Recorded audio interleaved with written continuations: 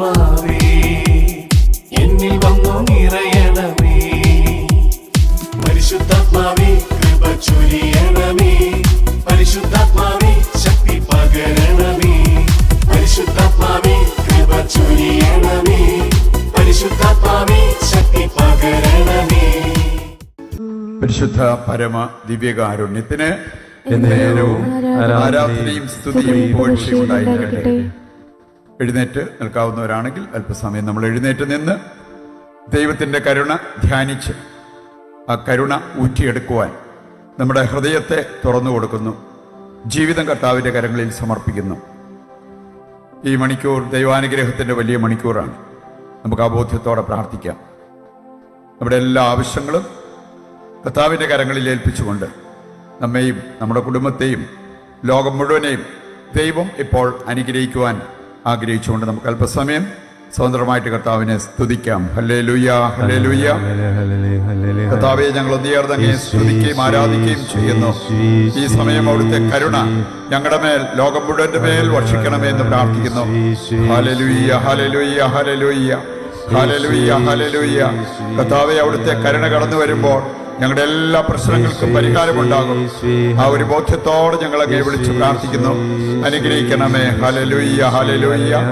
യേശുവേ നന്ദി, യേശുവേ നന്ദി.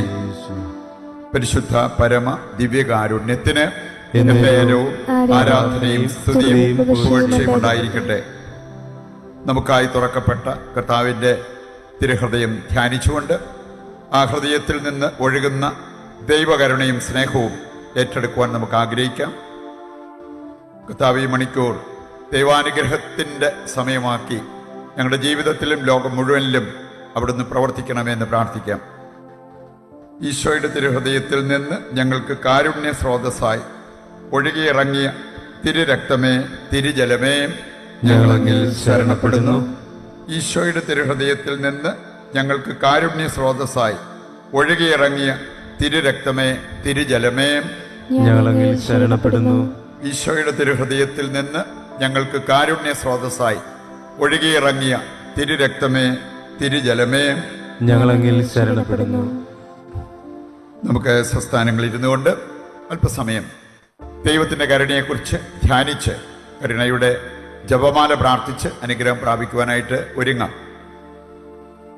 പൗലോസ്ലീഹ നമ്മെ പഠിപ്പിക്കുന്നൊരു കാര്യമുണ്ട്. ഞാൻ ക്രിസ്തുവിനെ അനുകരിക്കുന്ന വ്യക്തിയാണ് ആയതുകൊണ്ട് നിങ്ങൾക്ക് എന്നെ അനുകരിക്കാം.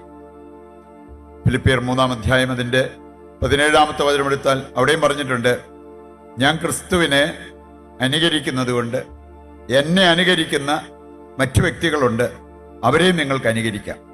ഒന്നൊക്കെ അവസാനം ചെന്നെത്തേണ്ടത് യേശുക്രിസ്തുവിലാണ്.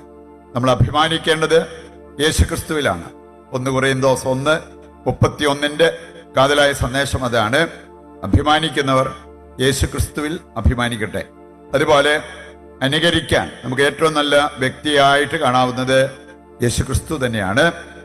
യേശുവിനെ അനുകരിക്കുന്നവരെ അനുകരിക്കുന്നതിൽ തെറ്റില്ല.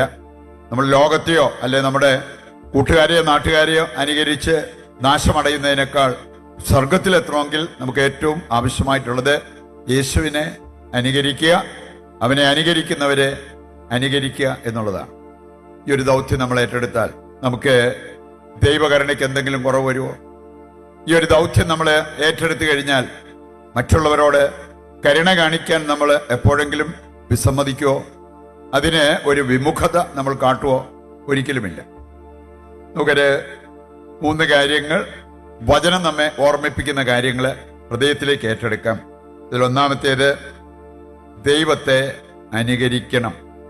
എൻ്റെ ഭാഗമായി നമുക്ക് ചിന്തിക്കാവുന്ന കാര്യങ്ങളാണ് ഞാനിപ്പോൾ സൂചിപ്പിച്ചത്. രണ്ടാമത്തെ കാര്യം, ദൈവത്തെ നമ്മൾ അനുഗമിക്കണം. ദൈവത്തെ അനുഗമിക്കുക എന്ന് പറഞ്ഞാൽ അടുത്ത് അനുഗമിക്കാം, അകലെയായി അനുഗമിക്കാം. പത്രോസിന്റെ ജീവിതത്തിൽ ഒരു വീഴ്ച സംഭവിച്ചതിൻ്റെ കാര്യം നമുക്കറിയാം. അത് സുവിശേഷങ്ങൾ പറയുന്നുണ്ട്. അകലെയായി യേശുവിനെ അനുഗമിച്ചു. അനുഗമിച്ചോ എന്ന് ചോദിച്ചാൽ അനുഗമിച്ചു. അതിൻ്റെ പുറകെ പോകണം എന്നൊക്കെയുള്ള ആഗ്രഹങ്ങളും കാര്യങ്ങളൊക്കെ ഉണ്ടായിരുന്നു. ഒത്തിരി പേരുടെ ജീവിതത്തിൽ വരുന്നൊരു പ്രശ്നമാണ് അനുഗമിക്കാതിരിക്കുന്നൊന്നുമില്ല. പ്രാർത്ഥിക്കാതിരിക്കുന്നൊന്നുമില്ല, പള്ളിപ്പോക്കില്ലാതിരിക്കുന്നൊന്നുമില്ല, കുമ്പസാരിക്കാതിരിക്കുന്നൊന്നുമില്ല, ബൈബിള് വായിക്കാതിരിക്കുന്നൊന്നുമല്ല. പക്ഷേ യേശുവിനെ അടുത്തനുഗമിക്കുന്നുണ്ടോ എന്നുള്ളതാണ്. അല്ലാത്തവരുടെ ജീവിതത്തിൽ വീഴ്ചകൾ സംഭവിക്കാം എന്നുള്ളത് കർത്താവിൻ്റെ വചനം തന്നെ നമ്മെ ഓർമ്മിപ്പിക്കുന്ന ഒരു കാര്യമാണ്. നമ്മൾ യേശുവിനെ അടുത്ത് അനുഗമിക്കണം. അങ്ങനെ അനുഗമിക്കുന്നവരുടെ കൂടെ ദൈവം ഉണ്ടാവും. നമ്മൾ പ്രഭാഷകന്റെ പുസ്തകം നമ്മളെ പഠിപ്പിക്കുന്ന ഒരു കാര്യം, ദൈവത്തെ നമ്മൾ സംരക്ഷിക്കും. അങ്ങനെ ഒരു കവചം നമുക്കുള്ളപ്പോൾ നമ്മൾ ഈ ഭൂമിയിൽ സുരക്ഷിതരാണ്. സ്വർഗം ലക്ഷ്യമാക്കിയുള്ള നമ്മുടെ യാത്രയിൽ നമ്മൾ സുരക്ഷിതരായിരിക്കും. ഒരു ക്രിസ്തീയ ജീവിതം എന്ന് പറഞ്ഞാൽ അതൊരു ആത്മീയ സമരമാണ്. ഈ ആത്മീയ സമരത്തിൽ പരാജയപ്പെടാതിരിക്കാൻ, നമ്മെ ഈ സാത്താൻ കൊത്തിക്കൊണ്ടു പോകാതിരിക്കാൻ ഈ സംരക്ഷണ കവചങ്ങളെല്ലാം നമുക്ക് വളരെ ആവശ്യമാണ് എന്നുള്ള ആ ഒരു യാഥാർത്ഥ്യം നമ്മൾ തിരിച്ചറിയണം. മൂന്നാമതൊരു കാര്യം, ഇതുപോലെ തന്നെ വളരെ പ്രധാനപ്പെട്ട ഒരു കാര്യമാണ്, നാം ദൈവത്തെ അനുസരിക്കുന്നവരായി മാറണം. നമുക്ക് വേണമെങ്കിൽ ധിക്കാരികളാകാം. ധിക്കാരികളെ ദൈവം എങ്ങനെയാണ് അഭിസംബോധന ചെയ്യുന്നത് എന്ന് വചനം കൃത്യമായിട്ട് നമ്മെ പഠിപ്പിക്കുന്ന ഒരു കാര്യമാണ്. ധിക്കാരികൾ നാശമടയും എന്നുള്ളത് കൃത്യമായിട്ട് വചനം നമ്മെ പഠിപ്പിക്കുന്ന കാര്യമാണ്.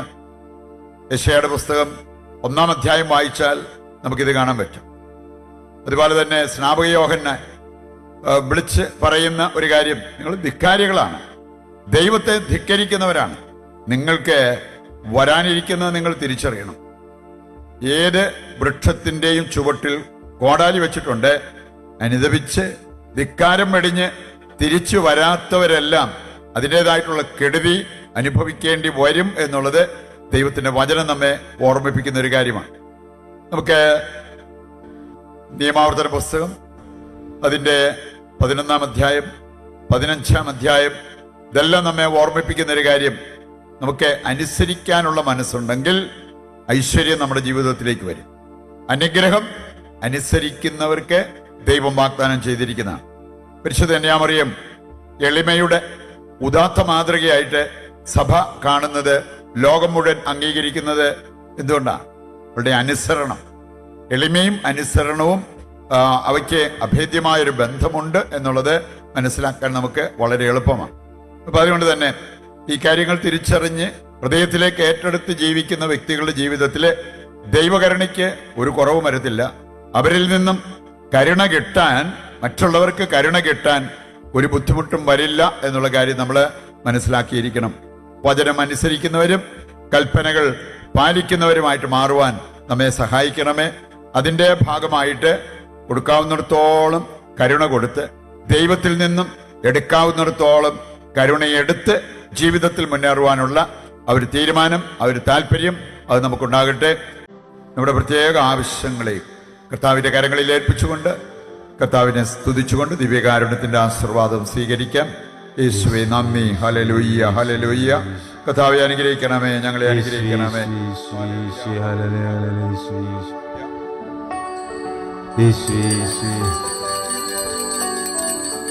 ആരാധന ആരാധന ആരാധന യേശുനാഥ.